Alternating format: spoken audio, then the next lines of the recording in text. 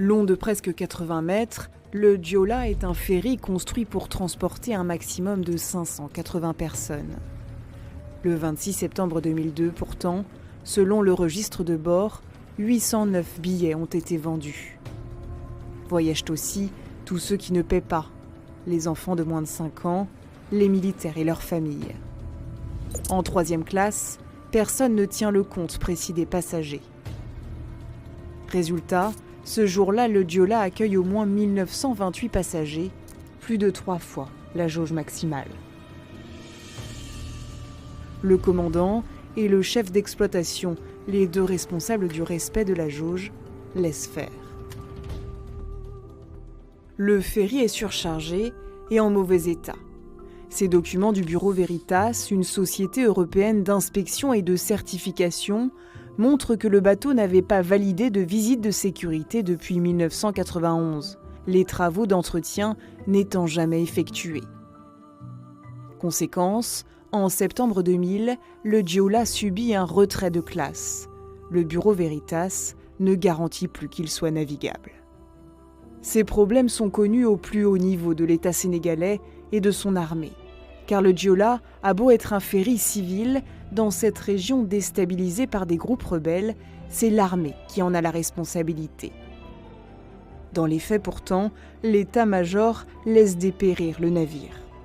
Les multiples alertes qui lui sont adressées sur la situation préoccupante du bateau ne sont suivies d'aucune décision. Le soleil s'est couché à 19h.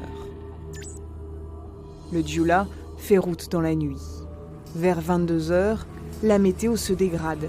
Une violente pluie tropicale s'abat sur le bateau. 3 tonnes d'eau en quelques minutes selon les experts français.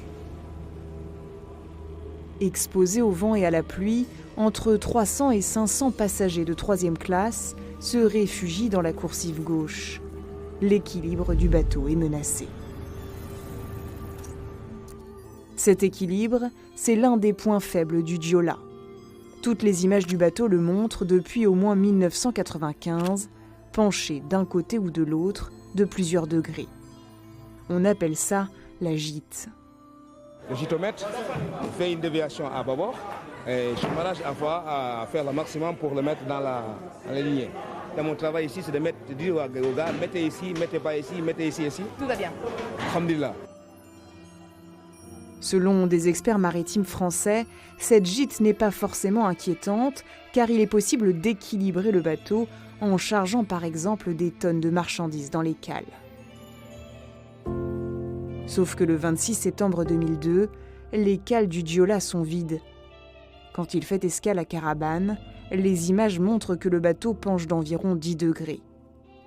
Quand il reprend la mer, la gîte s'inverse, le Joola bascule à gauche.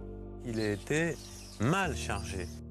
Patrice Auvray est le seul Français à avoir survécu au naufrage. C'est-à-dire qu'il était chargé dans les hauts et que les bas soient délestés. D'une part les ballastes vides, d'autre part les citernes de fuel avec 20 000 litres plutôt que 100 000, plus les réserves d'eau potable pratiquement vides, plus les bagages qui n'étaient pas chargés dans les soutes mais sur les ponts. C'était évident qu'il était instable, le bateau. À 22h30, la tempête s'intensifie. L'océan se creuse de plus de 2 mètres.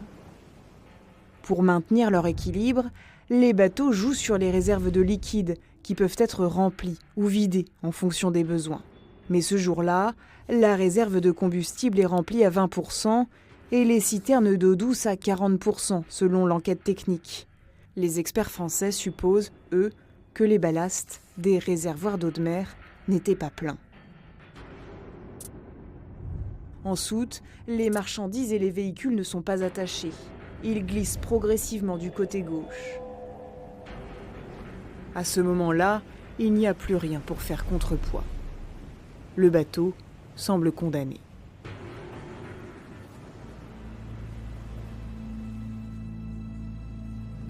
Issa Diarra, le commandant, aurait-il pu sauver le navire et ses passagers ? Aux yeux des experts français, même au plus fort de la tempête, tout n'était pas perdu.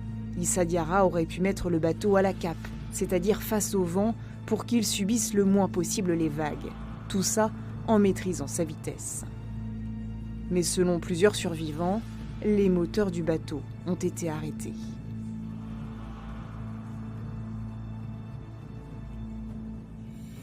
Mettre à bord, le commandant du Joola est-il pour autant le seul responsable? Selon le rapport d'enquête français, le personnel du navire, y compris le commandant, n'avait pas suivi les formations jugées indispensables par les conventions internationales. Les experts pointent du doigt celui qui aurait dû s'en assurer, le chef d'état-major de la marine sénégalaise, Ousseynou Kambo. Non seulement il n'a pas pourvu à l'armement du Joola avec un équipage qualifié, mais en plus il a aggravé sa faiblesse, quand en mars 2001, il a supprimé le poste d'officier énergie. Toutes ces tâches se sont donc trouvées reportées directement à la charge du commandant. Mal formé, mal encadré, le personnel du Joola a accumulé les erreurs professionnelles.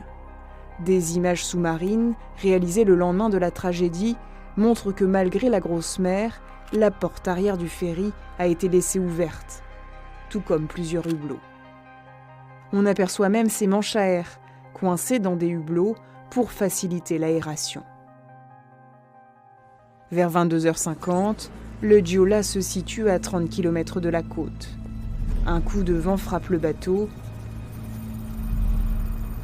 Il bascule à bâbord, à 10 degrés, puis 12.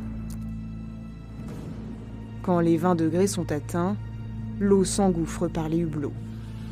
À 22 degrés, c'est le point de non-retour. Le navire se retourne brusquement. Il est 22h55.